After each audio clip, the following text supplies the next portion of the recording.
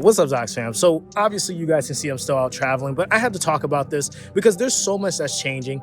And I feel like this actually goes into a really good topic of conversation with gacha evolving, right? Now, this happens ever so often where the standard norms of what gacha is, and really just mobile gaming, I should say more than anything, just changes, right?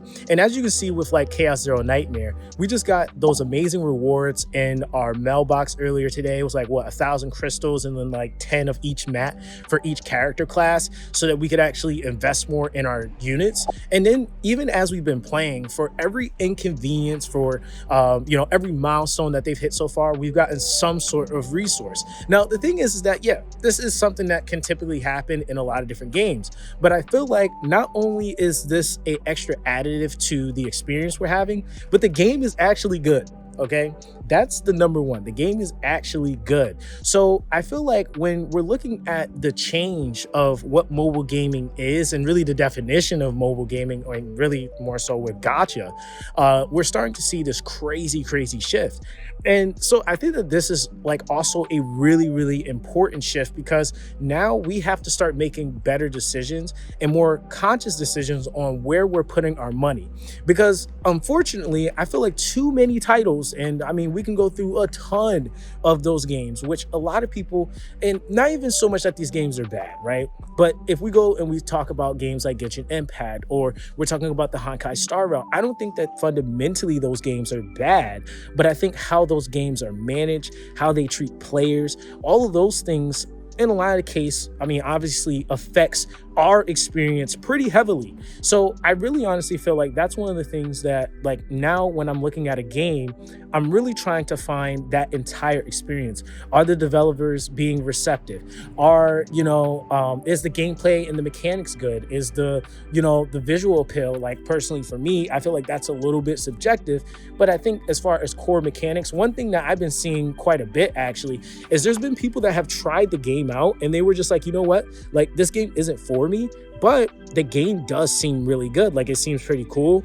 I think it still looks good. It still operates well. The UI is still really nice. I think that says a lot, because usually when people don't like things, they usually just like, nah, that's not for me. Get that out of my face. That's hot garbage, right? Or they try to find another reason to hate on it. Now, the other thing that I think that's actually helping Chaos Zero Nightmare out right now is the direct comparisons, right?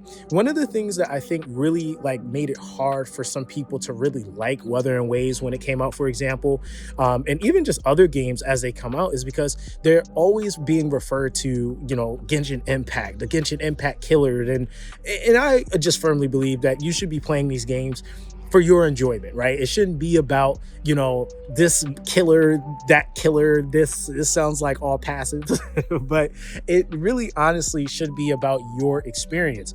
And so I feel like because it's become more of this nature of this comparison thing, and specifically because of Genshin Impact comparison, it really hasn't given a lot of games a fair shake at really doing well. And I feel like Chaos Zero Nightmare, the games that is being compared to, are actually games that a lot of people do like.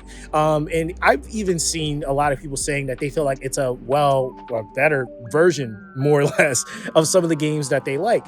And again, that's still subjective, but I feel like overall, this is a really important thing. And I think that this is also, like I said, just going back to the idea of where you should be putting your money. I feel like as a content creator and content creators, we often do it, sometimes intentionally, sometimes unintentionally, where we hype up the wrong things, right? And I think that, like, one of the things that I'm actually learning is that our influence it's going to influence regardless of whether we want it to or not, right?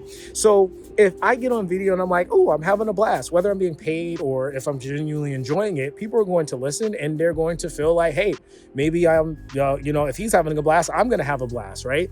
And I think, like, one of the things that I started to kind of learn with this whole experience in the mobile scene after, like, almost 8 years now, is that it is really, really important to be as transparent as possible and as constructive as possible. And I think at the end of the day, always trying to have the players back, right?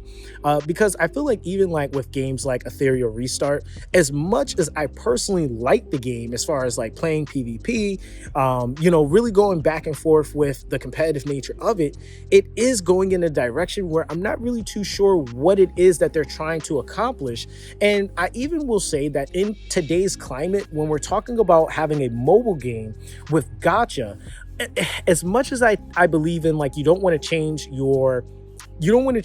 things too much to where you lose your identity. I also think it is really important that you make sure that you do conform to some of the things, if not a lot of the things that players really want, especially if it's things and features like, say, for example, like, hey, give us a reset event, give us more mats, give us more, like, because we want to play your game. We're just asking for more of this. And then you can monetize the hell out of whatever else you want to monetize. And I think that that's like really where we're starting to have these big shifts in comparison. We're no longer comparing gameplay. We're no longer comparing visuals. We're actually comparing how the developers treat us. Like that is like an insane shift. Whereas like before, you could put booba pixels in front of somebody and they were going to absolutely love it. They were going to eat that entire product up and it was going to be the best thing ever. But now it really is like, hey, I don't want just a game with waifus. That's a dime a dozen. I don't want a game that just has nice visual appeals. That's a dime a dozen. How do you treat me as a consumer? And really, honestly, is this something worth putting my time and money into? And I think that that's something that even for those of you guys that are in my community, I've always tried to make you guys more aware of the fact that your time does matter a lot, right? There's a whole metric that, yes, companies can use to get collaborations. They still make money off of your time.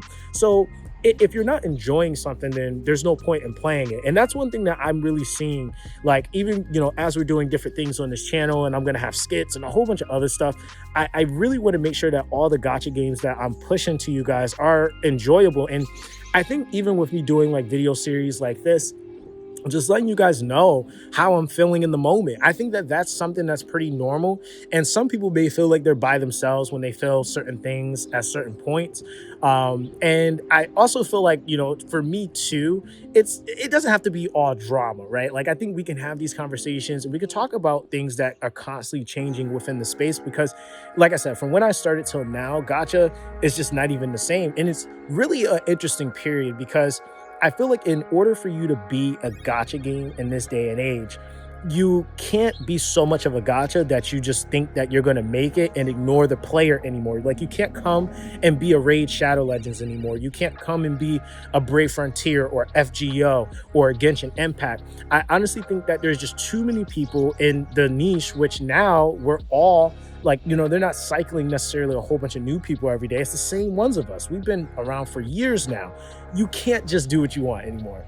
And I think that that is the biggest thing that a lot of companies, I don't know what it is. I've been trying to, and you guys would not believe me if I've told you how many companies I've tried to work with, like personally, so that they could actually bridge that gap between us and really just getting us to open our wallets more. And it's the same things you guys typically will say. It's like, hey, like, can we get this QOL? Can we get these mats? I want more stamina. I just want to play your game, right? I think that that's always the funny thing with this whole entire scenario is it all just goes back to the fact that the player just wants to play their game more. And I think that like it's okay to want to make money, but you don't want to necessarily try to drain money from the places that honestly is going to just kill the retention of your game. And I think that all in all, as we can see going into 2026, players' attention span and patience is so much lower. You can't just do what you want anymore. You have to really be mindful of the fact that players really are a lot more conscious. So I would say, right, because I know I have a lot of developers that watch my videos. If you guys are watching this, just know the more that you do for the players, the more receptive you're going to be. And I will say, I'm going to throw this in. Oh my God, the birds. Why are you acting up right now? Like, Jesus Christ. It's this tree right here. But Let me know what you guys think in the comment section down below. Because yeah, there's just a lot that's going on with gacha, and I'm kind of interested to see how a lot of these changes are implemented, and if companies are really going to start really taking a look at how they're treating their players. So let me know what you guys think.